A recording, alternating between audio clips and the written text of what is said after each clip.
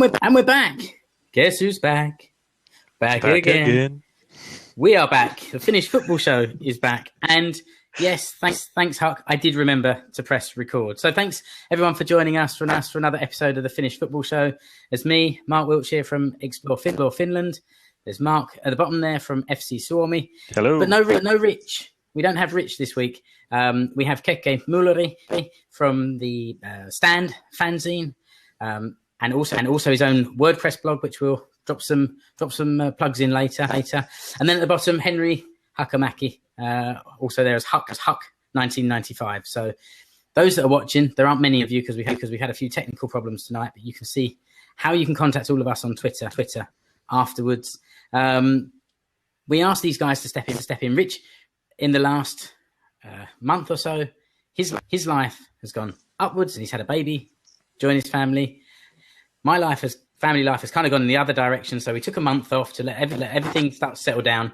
But now we're back, and I'm happy to be back here doing this show, and I'm pleased these guys could bail us out a little bit. So this is episode 6, where we are going to talk about the recent upturns for Huuhkajat, and as Huck said in a tweet or on the Facebook group, where did that performance come from? So we'll discuss that, and we want your input. There aren't as many live viewers as we normally have, which is a shame. But if you do manage to join us, the message bar on the right hand side of the screen is the place to leave any comments or questions. And if you type /Q before your question, then it will pop it up on the other side of the screen, and we'll have all the questions in one place. We probably won't be off the record this week because we've got about 45 minutes until the next Euro 2016 game starts. So we're squeezing this one in. But the podcast will be coming in a few days when we get it edited. Rich isn't here. I thought of a nice way where we could keep him here in spirit. And the reminders that I've said to Rich at the beginning of every show apply to you new guys as well, which is no F-bombs and no noisy biscuits. But just so that we keep Rich in our mind, I think that the packet of digestives can just sit there in the corner of my screen. So, Rich, when you watch this or when you listen to this, we love you, we miss you, we want you back. The thing is, I mean, it's a secret signal between the two of us. So if I have a rant that goes on past like a minute and a half, he starts to crackle the biscuit packets to rein me back in case I get too animated. So the rant last time was quite special. It was quite the rant for sure. I love Tim Varinen, by the way. Just not about him, just about the thing. But we're not going to go into that subject again. We'll talk about the recent form of Huuhkajat. We'll also look at the first third of the Veikkausliiga season. And first, as we often do, let's talk about some news. And Mark, what news have you come up with today that we didn't previously plan to talk about? It's not news, so to speak. But the thing that struck me today is, and it's like 20 minutes old. So for those, this is especially for those 3 weeks later in the podcast. Breaking news today. Breaking news.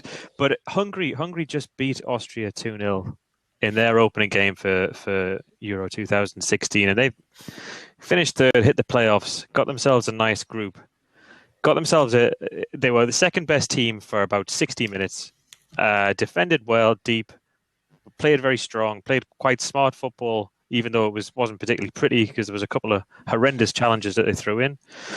Got a goal with the only move of the game that they had that was with any real quality. And then about 10 minutes later, Austria had one of their blokes sent off and a goal disallowed straight afterwards.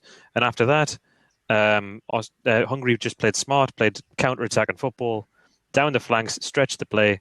And you just think, I've been following Finnish football so long, that's the dream. Like that's the best. That they've literally taken exactly everything that I want for Finnish football, and they've made it happen right in my face, right after this, like after the group that we had that we should have got out of. So it's first of all, to any Hungary fans, it's been God knows how long, 20 years or so since they've had 30 or 40 years since they've had a decent squad.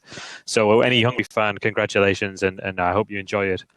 But for any Finnish football fans, that's how easy it is. If you get it right, that's how easy it is. So it's not really news, but I did want to just have a shout out to Hungary and all the guys, because it's sometimes you get sort of stuck thinking football's it's easy. And it seems like Hungary have figured that out.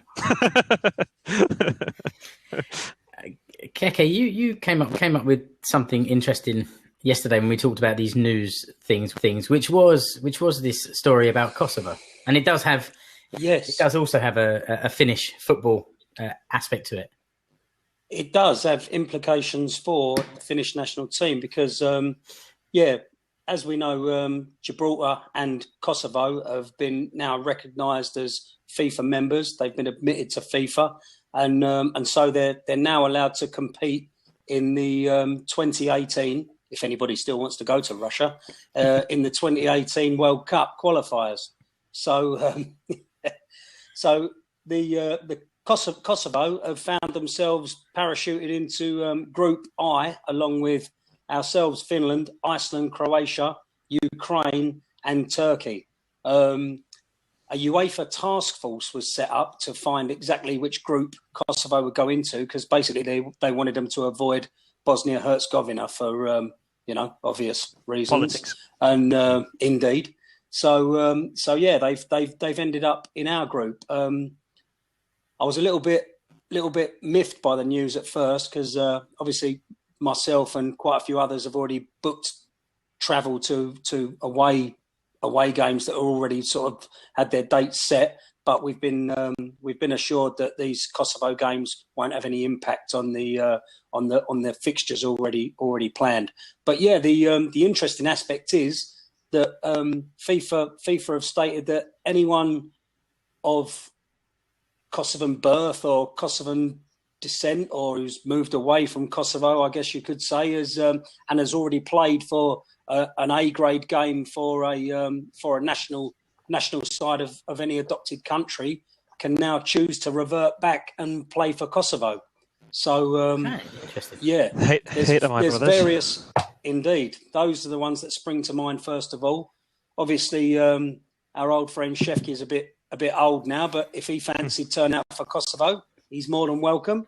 So that's the news story from myself. And there's quite a lot of those kind of Kosovan diaspora players. I can't pull one into my head straight away, but they're a sort of Kosovan descendants playing across many different European countries. Yep. So that'd be they're quite all over the place. I mean, you've got a guy who used to be at West Ham and now at Watford, Valon Berami. He plays for Switzerland. Okay. So he's another one. If he chooses, he could disappear and play for Kosovo. So yeah, they're literally littered all over Europe, you know. So you never know. They could have quite a decent team if they all decide to go back. But no, it's a personal decision, I guess. Well, Zerdan Shaqiri for Switzerland also would be eligible to play for Kosovo. You got players like that all over Europe. Switzerland seems to have quite a few of them, actually. Mm-hmm. Yeah, either Albanians or Kosovans. Right. And just one note as well on Kosovo. They 2 weeks ago, they rocked up against the Faroe Islands and won 2-0. So that's the kind of, like, they beat the the Faroe Islands, who we did, in fairness, struggle against at home in the Olympia Stadion last year. They went and beat them 2-0. Made hard work of it away as well, to be fair. Yeah, and we did. Yeah, that's right. Exactly. That was the 3-1, the opening game, wasn't it? When it was Alexander's own goal. God, horrible day. And yet the best win. No, but yeah. So they're not like these. Kosovo have been playing like unrecognized friendlies for a long time, for 4 or 5 years, and the boys that they've got there, even like without the additions of the likes of potentials like Shaqiri, they're still a pretty. I mean, they're a minnow, but they're a minnow you got to watch out for. Yeah. What was your comment, Mark, about the Germany fixture?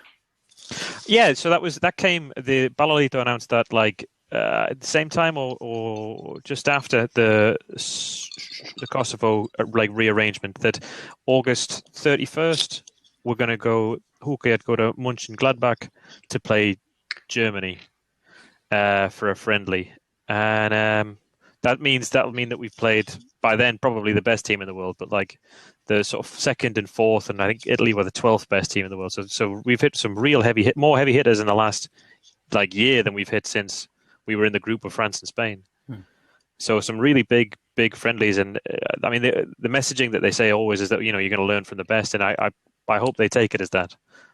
But I don't know. I'm not sure if it's the best training. The practice match for Kosovo is Germany, so I don't know. I don't know if we'll rock up at Kosovo with like 8 defenders on the line. Yeah, but you mentioned that, Mark, and I don't know if it's too early to get on our discussions about the recent friendlies, but these Italy have shown themselves yesterday that they're no mugs, despite all the pundits saying, "Oh, it's the worst team for years. They're not going to go anywhere." Blah blah blah. Belgium, on the other hand, ranked, I don't know, is it number 1 in the world? And Finland obviously got that cracking draw against Belgium. Should have won, as Lukaku was offside. But there you go. He was a mile offside. Was it just a bit? But yeah. Sorry. Well, no, that's probably a good time to segue over. So hang on. Huck hasn't had his. Henry, I was just going to bring up one thing. I was having a conversation with Barbarian on Twitter about all of the friendlies that we've had recently. Legend. We being Huuhkajat, but since 2012, the Huuhkajat have played 3 home friendlies, 10 neutral friendlies, and 15 away friendlies. Now, obviously, against a team like Germany, we're going to be playing those games away, but we've also played away friendlies against Norway, Slovakia, Hungary, Wales, Luxembourg, Israel, Cyprus. It's a list that Barbarian got together for me when I was asking him about it. But are we to not expect to ever have home friendlies again? It's that's a brilliant point. I mean, even the Kosovo game when it's arranged, that's in Turku. So they announced that Tampere would be the new home while the Olympic Stadium is under development here, and our first kind of official home friendly away from the Olympic Stadium in a competitive match it's in Turku, not in Tampere, even though that's where they picked. And it's like, but it's a fabulous point, because I'm bloody sick of not having like friendlies that you can commute to. You know what I mean? There's also quite a nice new stadium been built just down the road from me, but I'm sure we'll get onto that either today or in another show. I was supposed to. I had a visit lined up today. I was going to record something for the Explore Finland show, and it got postponed at the last minute. I think actually Laddie was going to take me round, friend of the show, and even he wasn't allowed in. So I certainly wasn't, and hopefully we'll do it before the end of the week, and we'll have something. I'll have something out soon enough. But lovely. 5,800 capacity. It looks lovely. It's a friend of mine said to me the other day, "You're so excited about this new stadium. It's almost like a church for you." And I thought, that's my religion. That's where I go. That's Indeed. Where I go to pray. It is.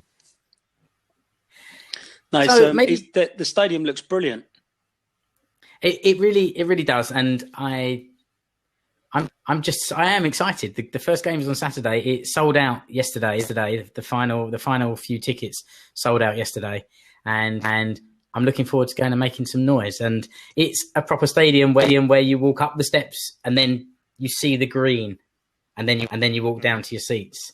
Or actually, at the end, we have some of these very trendy standing seated areas where the seats can fold away and you can stand up. But yeah, it's going to be good. It's going to be good. It was, I guess, a little poignant last Thursday for the final game at Keskuskenttä, but it's not somewhere where I'm going to miss. So let's go on to those international games. Is Belgium versus Finland, and then Italy versus Finland. And I think I didn't see much of either of these games. So I'm throwing it over to you guys, because especially you, Keke, went to the Italy game. So I'm sure you've got lots to tell us about that. But first of all, was the Belgium game and a 1-1 draw, which we just touched on a little bit there. But Mark, what went right? We normally ask what went wrong, so let's be positive. What went right? How did it go? So we generally managed to exploit Belgium and the hype that they have. It's one of those things that I need to watch a couple of games to see whether it's kind of luck or design, because at the minute since we got thumped by Poland, we've played this sort of 5-3-2. And it seems like he's going to stick with that for the way forward. And it could just be that was the right system against a Belgium side that weren't at 100%. But there was tons and tons of positives to take out from the game. So Huuhkajat was the first one down that left flank. It's been maybe 4 or 5 years since he's played left back regularly for Finland, because he's been a bit of a journeyman. He's moved to Heerenveen and didn't work out. He's moved to Denmark, where he was at Vestsealand and then AAB. He didn't really get any traction there. He didn't really get any prolonged game time or any successful prolonged game time. So he's been struggling for the last 4 or 5 years. But then against Belgium, he was up and down the wing all night. He was defensively very well positioned. He wasn't always kind of strong in the tackle, and he wasn't always threatening to the wingers. But he was very good on the breakaway. He was quick, and he was crucial for Finland's opening goal when Tim Spav sort of drew out the defense, drew out the centre backs towards him, and then slipped in Raitala with a lovely ball, who smashed it across the box for Kape to hit. So Huuhkajat was our number one good point. Kasper Hämäläinen scoring a goal. Because we're not a team that creates a lot of chances. So getting on the score sheet is a hell of a positive, particularly against that kind of defense. And the back three in particular for me as well. Halsti, I was really worried about Halsti because he hadn't played any competitive football for about 7 months, and he seemed to look relatively okay. They played very deep and they played tight together, and there was 3 big strong guys. For some reason, Belgium continuously kind of punted the ball into the box, and they sent high balls and high crosses in, which was perfect for Arajuri, Toivio and Halsti. When they had it on the floor and they were pinging it around a bit, they caused us a lot of problems. And so it was a bit of a surprise. I don't know if they were specifically working on something or if they were just tactically naive. I mean, Belgium is one of those teams that everybody always they're second in the FIFA rankings in a way by default, based on the kind of inconsistency of other teams. So somebody like Germany would wipe the floor with Belgium, but they lost a couple of times to Poland, and they had some dodgy results, I think, against the Republic of Ireland in qualification, and that cost them in the points. Belgium walked their qualification group. But we managed to exploit in behind the flanks that aren't really fullbacks for Belgium. We got into spaces that really hurt them, and for the only game that I've seen, maybe in the last 3 or 4 years, Roman Yeremenko stuck to his position. And I mean, it might not be the best position for him, but he didn't come deep and look for the ball. He generally stayed up in support of Hämäläinen, which gave the Belgian defense something else to think about when he was up top. His movement was he didn't get a lot of the ball, but his movement was very good, and it really helped create space for other players.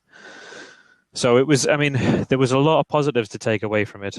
And as Keke said, the Belgian goal, it was, I mean, part of me, I was tearing my hair out again because it was the 89th minute. And again, in the 89th minute, we had managed to get sort of suckered one more time. But he's right. I mean, Lukaku was offside, and he was offside by a good leg and shoulder and shin and half his body. So, and I mean, as well, so the sort of shot cross came in and it deflected off Toivio's toe, I think. And Hradecky did everything right to get his hand in the ball, and it could have gone from that save, that fantastic save. It could have landed anywhere, and it landed square on Lukaku's chest, who had a yard advantage because he was offside. So it was in the goal that we conceded, there was 4 or 5 things that were wrong that we could do nothing about, that were down to the referee or blind luck or bad fate. And I mean, we do seem to constantly fall foul of those things, but you can't, when you walked off the pitch. When they walked off the pitch, as a fan, you could be nothing but happy and proud because they were committed, they were strong, they were clever, kept the ball very well, dealt with the high pressure a lot. I mean, that's the sort of pragmatic football that you're probably going to need to get out of the group that we're in for the World Cup qualifiers. Adding a little bit of Hungary in there as well, just for good measure. a little bit of hungry wouldn't hurt. I mean, it's just. I mean, there's the downside is. I mean, was it Pohjan Palo who got injured? No, he got injured before the Italy game. That was later. But in attack, we have to take. I think we made about 2 or 3 chances against Belgium, and we only took one of them. And the sort of, it's not a downside, but the reality of playing 5-3-2 the way that we do with Roman Yarmolenko as one of the strikers means that whenever you get a chance, you've got to score. You've got to put it away. And there was a couple of headers from corners that we could have done better with, and there was a couple of half chances where you thought, a better shot, a better execution, and we'd be that kind of hungry team that can nick a win against somebody like Belgium. Anything from you? Sure. From the others? Maybe if we could get Lucas to put a pair of tracksuit bottoms on as well, like Gabor Kiraly, if we really wanted to go for the Hungary theme. But yeah, I mean, I was following the Belgium game on Twitter, so it was a bit difficult to follow, just reading what was happening, and I just echo Mark's thoughts about that 89th minute equaliser. He's just like, oh, so close. It would have been, I mean, I'm sure the guys took confidence from it. I'm absolutely positive of that. But to imagine coming away from there with a win, they would have just been absolutely flying on their way to the next game in Italy. So I mean, it's small things like that might have a small, like a little difference. And I noticed when we get to the Italy game that Roman Yarmolenko again started to drop back looking for the ball when he got frustrated. And you think if we walked away from that with a 1-0 win, Roman Yarmolenko might have been a bit more, I don't know, a bit more hungry to stay in his position to keep his discipline, because that's really what it's all about. I mean, I don't know Roman Yarmolenko, and I can't cast aspersions on him or his character, but he's the best player in the squad, and he'll probably have walked away from that 1-1 thinking we didn't win because I didn't get enough of the ball. You know what I mean? And so that's just looking for it. That's just what dressing rooms are like. That's just what the best player in the team always knows best. You know what I mean? And there's not much any manager can do about that, unfortunately. No. So if we'd have kept, you're right about the back.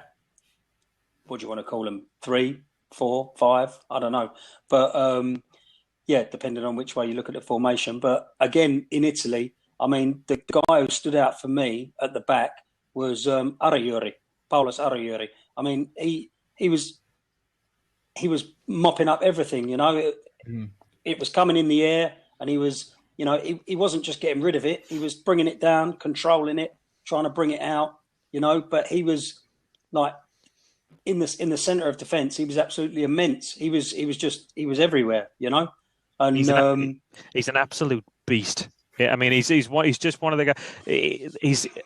He's just huge, and he dominates. Yeah. I mean, not just physically, just his presence-wise. You know what I mean? Like when he barks and shouts, Toivio and Halsti. So that's two players that have got 300-400 professional games on him. Still listening to him and taking direction and doing following the orders to keep everything tight and disciplined. And his presence is fantastic. I mean, I've got a good feeling that Arajuri will move on from Botnan this year. Somewhere to some. I mean, there's talk of him going to Warsaw with Hammerleinen, which would be. I mean, he'd have to buy a couple of new cars after the petrol bombs go off. But I think he's one of those players where you could put him in. You could put I put him in the same bracket as Spav, where you could put him in a lower end Premier League team. You could put him in a Bundesliga team. You could put him in a Italian defense again, sort of like in the lower end, and he generally survived because he's got enough of the all-round game. Right, he's a big, strong defender, but he's still good with the ball at his feet. For a guy his size, he's really strong with the ball at his feet. He's not afraid to take it up and play it on to other people. He can play it from the back with the ball. Yeah, that's it. Exactly. He's not your typical tree where he just gets the ball and clears it. He actually can do something with it and help build the attack from the back. That's it. And if we can not panic when the ball comes in, and not just obviously when you're a small team like us, safety first, that comes into it. But if he's prepared to control the ball and bring it down and try and create something from the back. You know, if he wants to play that way, I think we should utilise that. You know, the other positive that we have to take from those games is Lucas as well in goal. You know, he just seems to be growing and growing and growing and getting better and better. These the performances he's put in the Bundesliga has built his confidence, and you know what they say. Just because a goalkeeper lets one in, or you know, Italy have ended up doing us 2-0, one from the penalty spot, but that guy still had an absolutely immense game. You know, despite you know not being able to keep a clean sheet, but he's come away from there. He can hold his head up high. He's had a fantastic couple of games. Well, even in the Bundesliga, where he had some games where he would make a couple of he's a great goalkeeper, but he's just prone to some really, how do you make that kind of errors? But even in those games where he would make a big error or two, he would still play with confidence for the rest of the game. So he's one of those players. He has a really short memory. And like honestly, some of those errors he made, I don't know how he made them. He still came back from it and played at a world-class level after that. But the thing is, he's still 26, and I mean, moving up to young for a keeper. It's young for a keeper, and moving up to the Bundesliga is like, I mean, he's in another level. You know what I mean? He's going to make mistakes because he's under pressure from far quicker players, far more athletic players, far more agile players with far more experience. So he's going to get caught out a couple of times, but he's going to play for another 10 years. You know what I mean? It looks like he's going to play for another 10 years. No. But the mistakes he's made. I mean, while he made mistakes at Frankfurt, he kept them in the league. Like, absolutely no shadow of a doubt about it. He kept them in that league, particularly in the last playoff games. So he's all in all, he's a brilliant keeper who's going places. We've moved away a little bit from talking about these two games particularly, and I'm really keen to hear about Keke's trip to Italy to follow Huuhkajat. So is that all you can remember? So we arrived in Verona on Saturday. Most of the other Finnish supporters arrived on Saturday as well. Everyone was keen to make a weekend of it. What with the game being on Monday, you know, so it was it made sense to get there on Saturday and see what Verona had to offer. A lot of some of the guys had travelled across from Belgium, down from Belgium on the train, and a few others had flown into either Milan or Verona. So we all managed to sort of meet up on Saturday night. I don't know if you guys are aware, but it was handy that the game was in Verona because even before Perpa turned up at Chievo, there was a little bit of a Chievo Finland friendship supporter thing going on. So Saturday evening we found ourselves out in Chievo, the suburb of Verona, with some colourful Chievo supporters and who was intent on showing us a good time. So we had a good few drinks out there. It was like a Chievo fans owned supporter club type bar thing. So a few drinks with them, and it was good fun. I mean, poor old Chievo, they're despite being the senior football team in Verona at the moment, their share of supporters in the city is sort of like 5% to 95% Hellas. So they've got a love for an underdog. Maybe that's why we sort of suit each other. I don't know, but But so with that was Saturday. Sunday, a few of the guys went over to the Huuhkajat training camp, and some of the younger supporters were met the players, and few photos, especially with Perpa. He was really, really keen to sort of meet everybody and pose for photos and autographs. And so, yeah, that was quite nice, especially for there was a couple of kids around. So that was pretty good of the guys to sort of stop by and make time for the fans who had made that trip.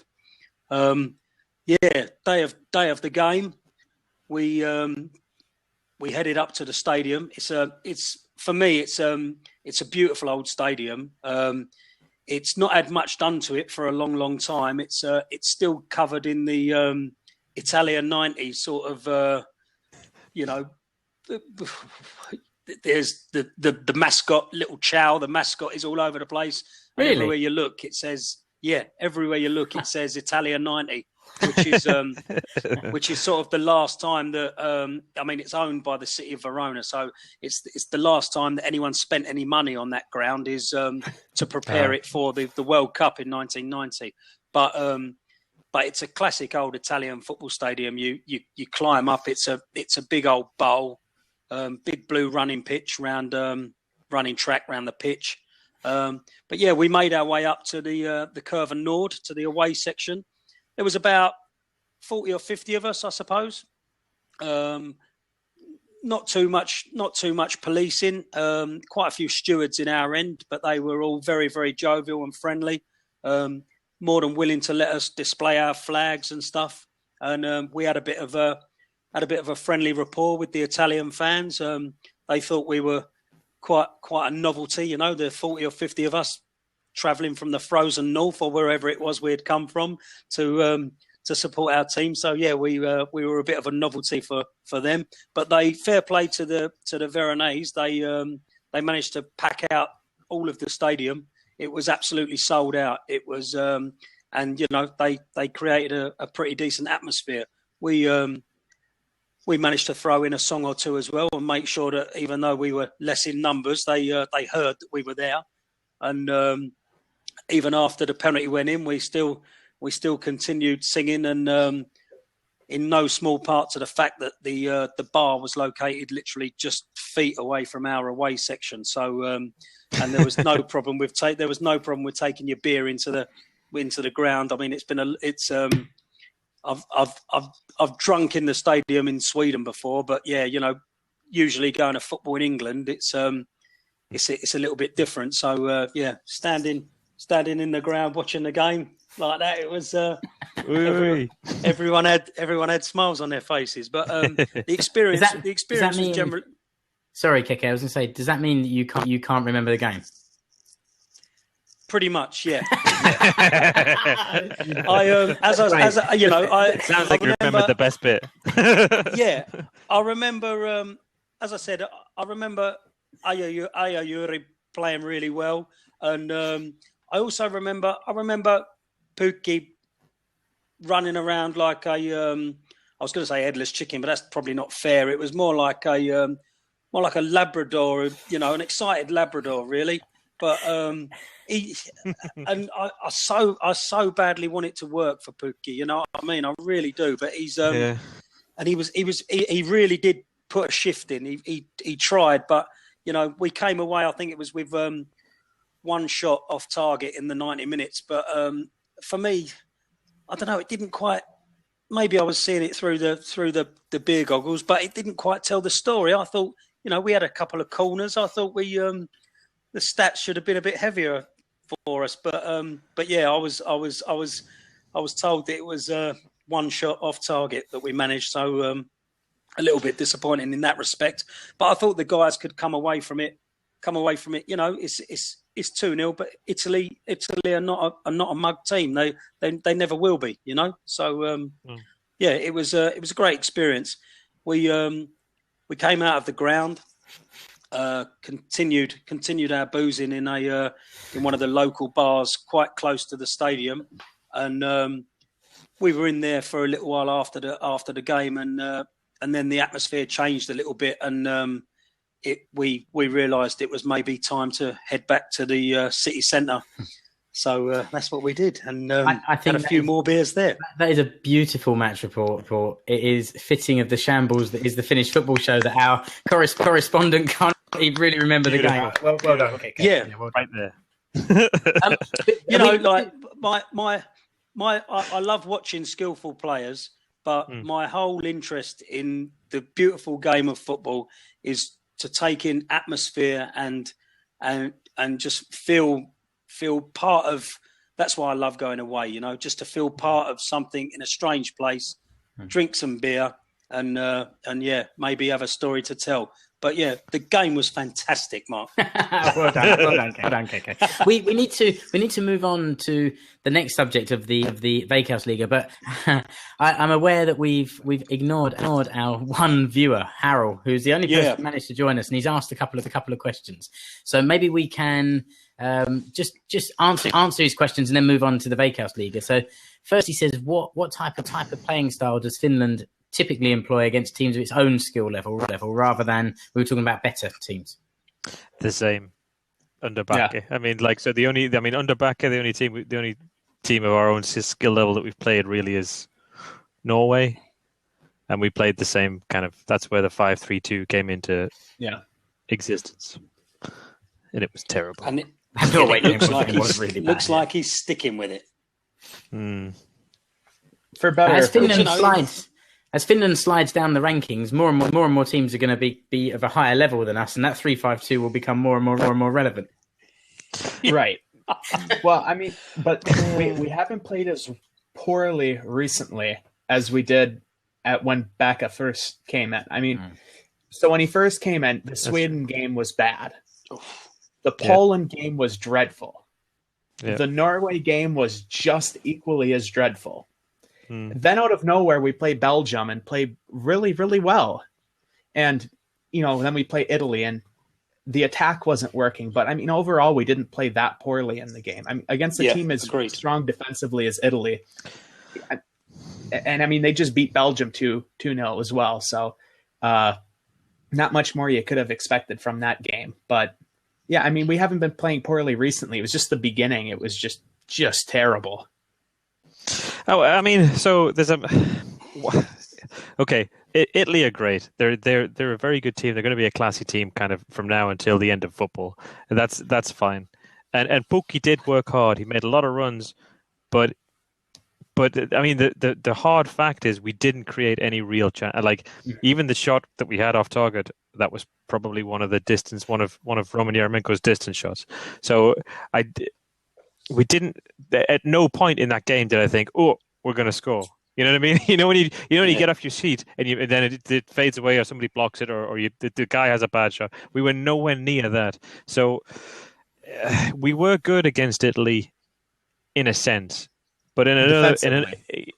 I mean, even so what did they take? They took the lead through a penalty in the 30th minute, and Italy's like A game is game management. They're the best, probably the best team in the world at managing out a result.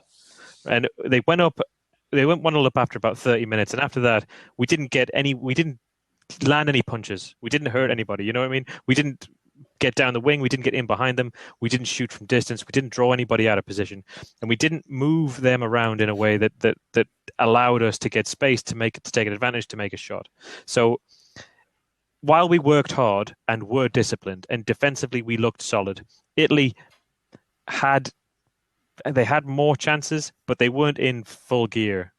The Italy that smashed Belgium 2-0 would have pulled that Finland team apart in seconds. And it's harsh to say because there were so many good points, and we are playing better. The thing is, we are playing better than when we played Norway and Poland. But we played so bad in those games. Yeah. Playing better doesn't get us anywhere near the level that we'll need to be at to get like Turkey, Iceland, Croatia. You know what I mean? Are we prepared to give Backe a chance, though? Are we prepared to? I mean, we've got to, because they're not going to get rid of him, are they? So we just got to hope and pray that he is settling into the job, and the guys are going to start playing maybe his way, or we're going to get better, And that 5-3-2, I mean, it could have worked. I mean, if Pohjanpalo hadn't have pulled up before the game, it would have probably been a bit of a different game because he's younger and he's stronger than Pukki, and he prefers to shoot far more than Pukki does. He prefers to be a box player, like a target player. So we would have played a kind of different style with the same thing. But the problem is, I mean, he only packed Pukki for that game. What do we have? We had Pukki and Väyrynen as recognised strikers. because Roman Yarmolenko filled in as the second striker, even though he's a midfielder. Robin Lod came on for the second half, even though again he's a midfielder. So we finished the game with 5 midfielders on the pitch and 5 defenders on the pitch and no striker. And I mean, that's Italy. And the one of the things that I want to give back a chance, absolutely 100%, but he has to pack more strikers, even if there were strikers. Tim Varinen was on the bench, and I had the big rant about Tim Varinen. Okay, put him on. If you've packed him with you, put him up front, because Robin Lod went back, got the ball, picked it up, brought it to the final third, and there was nobody else there except Roma, who was kind of trying to make a nice, clever run. But there was nobody in the box, and if there's nobody in the box for a team like us, we're not going to score. Right. Exactly right. So while we are playing better, and while we are building from the back, and while I do want to give Hans Backe a chance, there still needs to be some substantial improvement. And I'm going to just jump in again now, because before Mark gets himself onto another rant, because it was the Norway game. It was the Norway game that sent him spiraling last time. So let's pull him back from the edge. How about if we move on? We said at the start that we're coming up to the kickoff of another Euro 2016 game, and that is now upon us, and we've only halfway through the show, which is pretty much par for the course. So let's crack on with what have we learned from the first third of the Veikkausliiga season. I don't know if Henry, if you get to see more of the games than me or Keke maybe do, but you came up with a few things to talk about. So where do you want to start with, Mariehamn?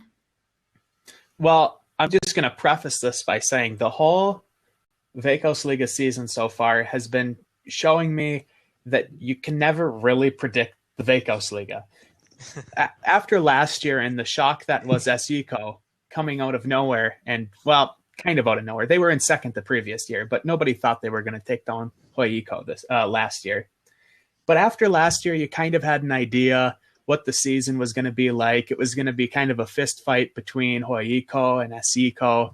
To fight for the title, and pretty much the consensus was that Kemi and Ilves would be struggling for relegation, trying to escape relegation rather, and the whole season has just been the opposite. So SJK at the beginning of the season played as poorly as you could possibly imagine the team that they have on the field could have played. And even when they would get wins, they would still get losses. Mark, you know what I'm talking about. I'm not so sure that's changed. There may be a slightly different ratio of wins to losses now, but there's still plenty of defeats coming along at the moment. Yeah. I mean, they lost their last fixture 1-0. But the problem's been the same all season. They're not scoring goals. Yeah, true. Their defense has actually been relatively solid all season. There was one game against Lahti where they were just slashed on the counterattack over and over and over again. But other than that, they've given up 1 goal a game. And last year, the way that they were attacking, particularly in the second half of the season, they would overturn 1 goal deficits in the blink of an eye. This season, haven't been scoring at all. Almost all of their games, it seems like the opposing goalkeeper is keeping a clean sheet. Their team so far this season has 12 goals in 13 games. They're averaging under a goal a game. This is the team that won the league last year. They still have Rupi Riski at striker. They've got all of the strong midfielders that they had last season, well, for the most part. But what they've really been lacking is wide players. One of their strongest things that they had last year going for them is they had Riski and Pelvas playing off each other. And Pelvas left for Falkenberg, and they've got Riski at the top, but they don't have any wingers that can provide an additional outlet or attacking option for him. No, I think we've seen in the last few games that Kink has been playing more regularly and is starting to do some of that work. And I know he's been doing much better recently, but in the beginning of the season, he couldn't even work his way into the team. And it's also, I think it's worth mentioning Peninkangas, very young, tall player playing kind of left left back, left wing back, whatever you want to say. And it's really starting to make has been making some progress the last few games down the left. And it struck me the other day that we're still without Richie Dorman. I think he came on for a part of the game on Monday, and also Timo Tarvanainen. They were important players last season that just haven't really featured this year. So and Hetemai. And Hetemai, as well. I'm just thinking of kind of width and a more attacking role. But the thing, the point that Huck makes is that Hetemai allows width because he can close down the whole center of the field. Yeah, and it's a little bit similar to Ariori. It's not just his size; it's his presence and his kind of awareness of the game. He blocked him alongside it was Larkson, I think last year. We're in the middle.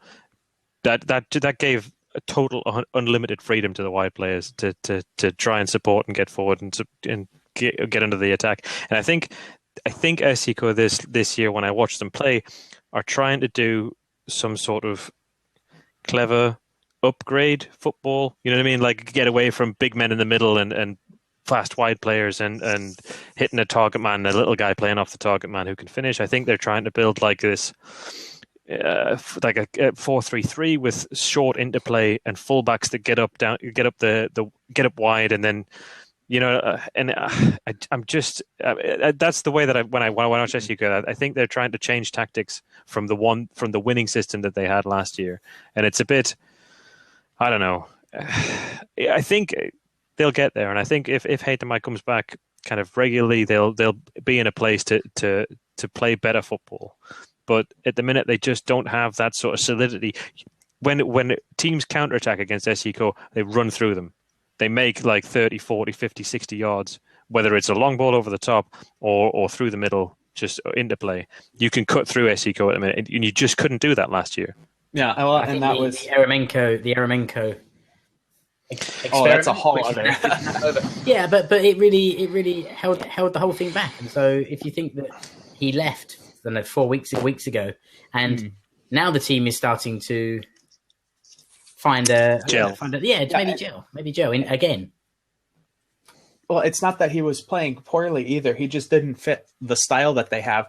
You have to kind of sit him centrally. That way he can pull the strings from there, but he doesn't have the work rate to cover defensively that Loxonen and Hetemai did.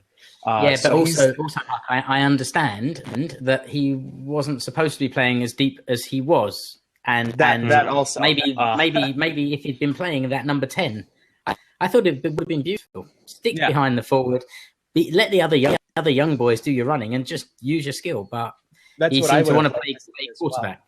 Yeah, but even then, even where he was hitting decent balls. Some of them were fantastic balls, but they were into the corners and they just don't have depth on the wings. And then they don't have that style of play to take the ball out wide and work it in from the outside. And so even when he's hitting these beautiful passes, there's just nothing that could come from it. They don't have the right players for that style of play. Yeah. No, that's quite right. Let's move on from the depressing subject of actually. Right. Let's talk about my shirt. We normally get very excited about Rich's shirt every week, and it's beautiful. I got a new shirt. I'll bless you, Huck, with your hand painted by my mother. Well, this is new. This is Ashiko's team shirt for this year, but it's a bit special because no sponsors. No sponsor. No, the team shirt is plastered, but they have a version for the fans with no sponsors, and I think it looks kind of classy. It's much more nice. My style. Yeah, I like it. Stash. So I splashed. Cheaper than the one with all the logos on. So it was what was it, €50, which is about standard nowadays, I guess. So yeah. You can't go wrong with an Adidas shirt. It's a handsome looking thing. It is, and it'll have to last a long time. Right, let's move on. Where do you want to go next, Huck? The two surprising teams. Go on. Three surprising teams. So if you look at the top of the table now, which when this comes into podcast form, it won't be the top of the table anymore. But right now you've got Hoiko and EFCO Meriham level on points, and the only goal differential is separating them. And then immediately behind that, you've got Ilves and Kemi, and they both have 3 games in hand on both of the teams ahead of them. If they both win all 3 of those games, they'd be in first place, first and second place, respectively. But at the beginning of the season, none of these teams were supposed to be doing anything like this. Ilves and Kemi were widely picked for relegation, and I remember right before the season was starting, we were having a couple arguments about whether EFK Mariehamn would be having some issues fighting against relegation too. So these teams, by all rights, shouldn't be at the top of the table, but all 3 of them are there for relatively the same reasons, and that's extremely solid defense and the ability to pull goals late in games. So almost all of the games that these teams are winning, they're winning 1-0, or if they score a goal and give up a goal, they'll score another goal in the 89th minute. I believe in Kemi's last game, they won after having a player sent off, and they scored down a man in the 88th minute. That's just how this whole season's going for them. EFK Mariehamn have only given up, let's see, I had it pulled up here. They've only given up 8 goals this season in 14 games. They've only scored 14 goals in 14 games, but they've only given up 8.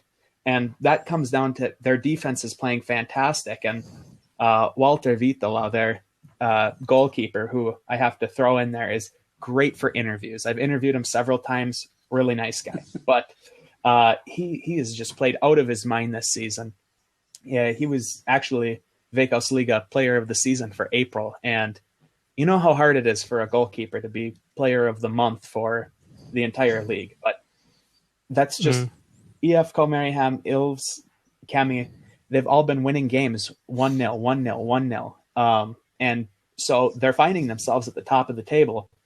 I don't know how long they can keep that up for. But, I mean, this is kind of reminiscent of Leicester at the end of the Premier League season, pulling out games 1-0 successively, one after another. So who knows? Maybe we'll have our own Leicester in the Veikkausliiga this season. And even if it's not as extreme as that, they're giving themselves a very good chance of securing safety well before the end of the season.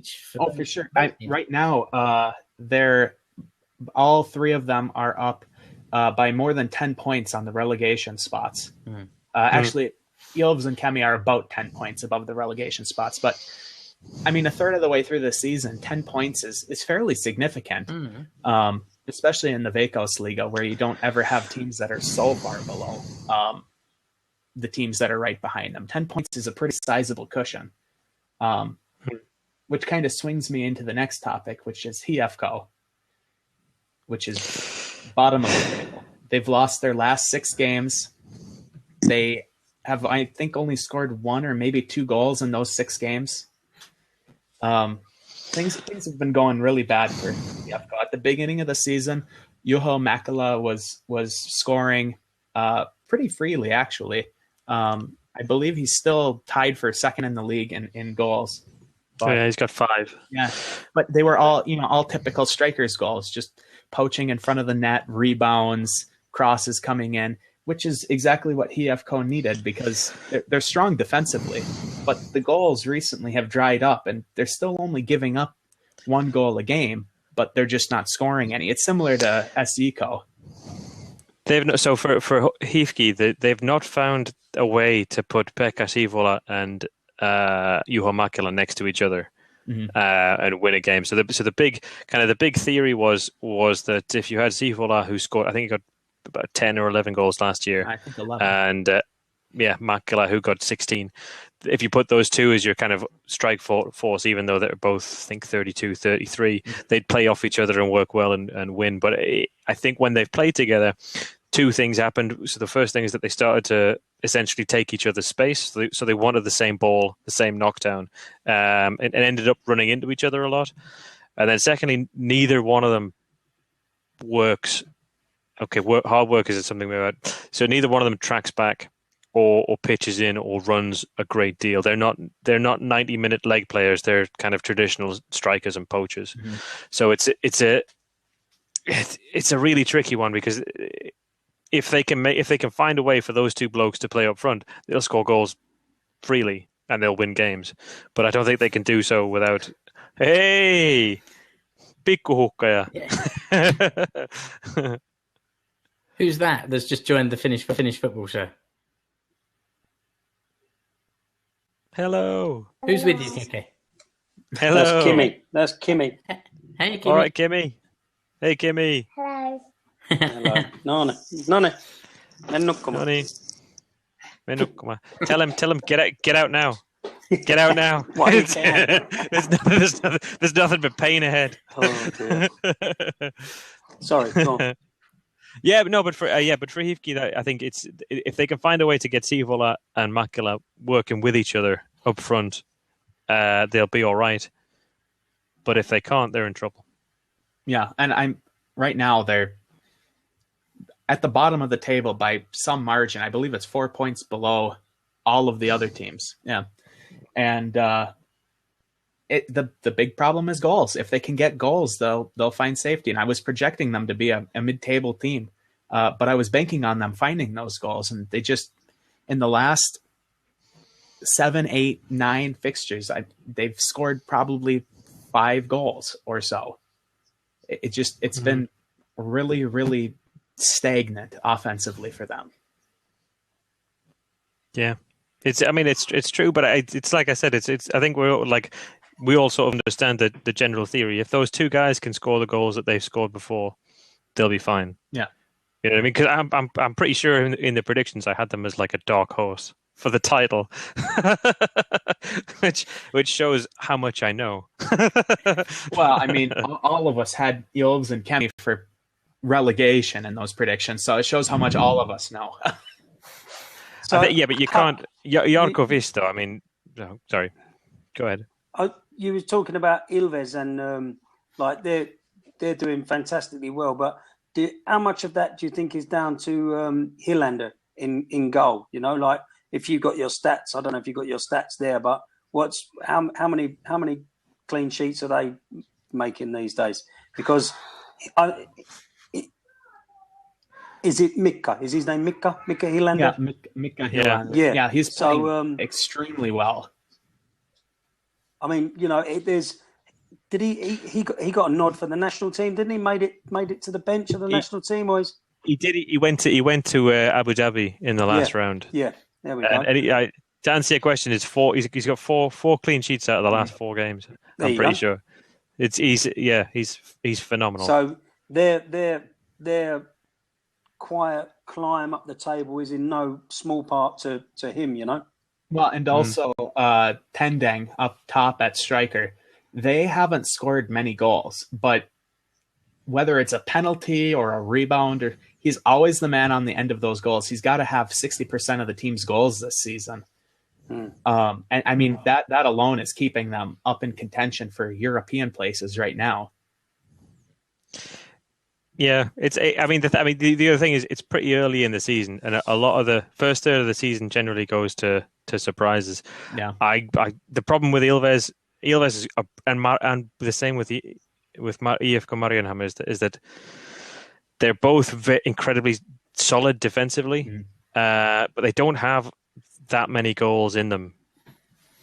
You know what I mean? They're not free scoring, and eventually, I think so. Jani Luski is the centre back for IFK Mariehamn, and he's a phenomenal defender. He played, I think, maybe 3 games for Finland. He spent most of his career playing in Sweden.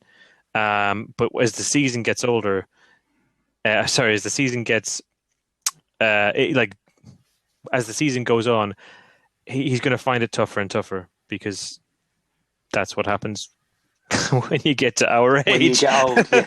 When you get old, yeah. But it's just the way it is. And I mean, he's fabulous, and their defense is brilliant. But you've got to keep scoring goals, and I think I can only see Huuhkajat doing that from now on out. I mean, actually, one point is that with the new stadium and a boost, and maybe putting Lossa behind them and all that stuff, SC they've got a game in hand and are, I think, only 10, 11 points off the top.